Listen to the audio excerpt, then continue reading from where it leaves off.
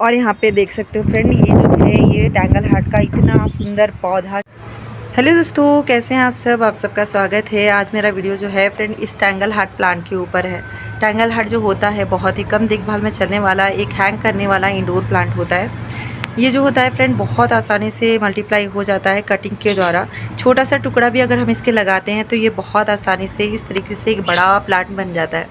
लेकिन हम इनमें अगर दो गलतियों को करते हैं तो हमारा प्लांट एकदम से ख़राब होने लगता है। वो दो गलती को करने से हमारे प्लांट में बहुत सारी प्रॉब्लम आती है, जिससे हमारा प्लांट एकदम से देखते ही देखते ख़राब हो जाता है। अगर हम उन दो गलतियों को नहीं करते हैं तो हमारा प्लांट इस तरीके से हमेशा हरा भरा बना रहता है। और यहाँ पे देख सकते हो फ्रेंड, ये जो है ये टैंगल हार्ट का इतना सुंदर पौधा कैसे तैयार हुआ है ना, एक छोटी सी कटिंग के साथ। और वो कटिंग कितनी बड़ी थी पता है, इतनी बड़ी। आप देख सकते हो इस रेन लिली के प्लांट में छोटा सा कटिंग ग्रो हो गया ना, तो इतना सा ही ग्रो हो गया था। और मैंने लाके इस पॉट में लगाया था। इसमें एक एलामांडा का प्लांट लगा हुआ था। एलामांडा का प्लांट आप देख सकते हो सूख के ख़राब हो गया।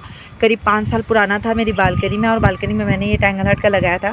तो टैंगल हार्ट भी जिस जगह में ये एलामांडा का प्लांट था फ्रेंड, तो ये उसके सारे ब्रांच तो धूप की तरफ थे, यानी बालकनी से नीचे। तो उसमें फ्लावरिंग भी होती थी, ग्रोथ भी होती थी, लेकिन मिट्टी में धूप नहीं मिलने के कारण शायद कोई रूट रॉट वगैरह हो गया था मेरे प्लांट में, और वो प्लांट ख़राब हो गया था। तो उसमें ही उसी पॉट में मैंने टैंगल हार्ट की कटिंग को रख दी थी। और रखने के बाद आप देख सकते हो इसकी ग्रोथ कितनी ज़्यादा हो गई थी, यानी कि थोड़ी बहुत ग्रोथ हुई थी। तो मुझे लग रहा था वहाँ पे सही से ये ग्रो नहीं कर पाएगा, इसलिए मैंने यहाँ पे ला के रखा है। और आप यकीन नहीं मानोगे, इसमें मैंने अभी तक कोई फर्टिलाइज़र यूज़ नहीं किया है। जिसके यानी कि कहते हैं ना कि टाइम टाइम से फर्टिलाइज़ करना पड़ता है, ऐसा करना पड़ता है, वैसा करना पड़ता है। कुछ नहीं, ये प्लांट कुछ भी नहीं मांगता है फ्रेंड। और आप देख सकते हो इस तरीके से ये ग्रोथ में आता है। 6 महीने में सिर्फ एक बार आप एक लिक्विड फर्टिलाइज़र दे देते हो, गोबर की खाद का या वर्मी कंपोस्ट का, ये काफ़ी रहता है इनके लिए। और ये इस तरीके से ग्रो करेगा अगर सिर्फ 2 बातों का आप ध्यान रखते हो तो।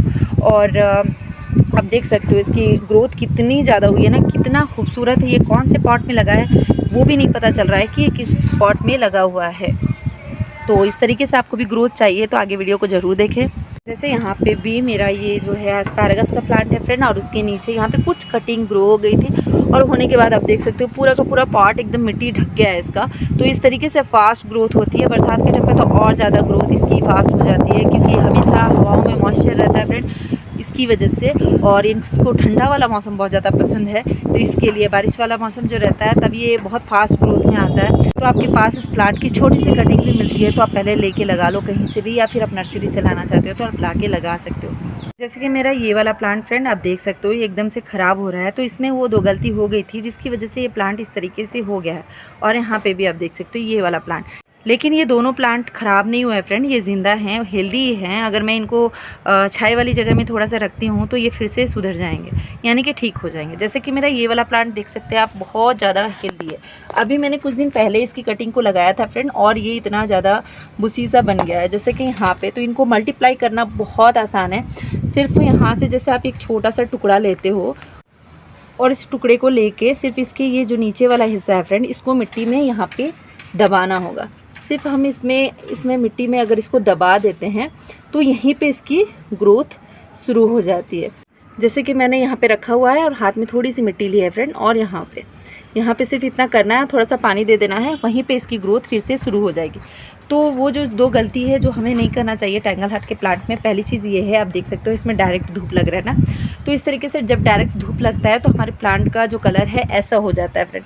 लेकिन ये मरता नहीं है, ख़राब नहीं होता है। आप वहाँ पे फिर से इसको शेडी एरिया में दोगे, छाया वाली जगह में रखोगे तो ये फिर से ग्रो कर जाएगा बहुत यानी कि अच्छी तरीके से, और हरा भरा भी रहेगा, ठीक है। और दूसरी गलती ये है कि इनको बहुत ज़्यादा पानी नहीं देना है। जैसे कि हम दूसरे पौधों को पानी देते हैं उस तरीके से इसको भी पानी दे देते हैं तो हमारा प्लांट ख़राब होने लगता है।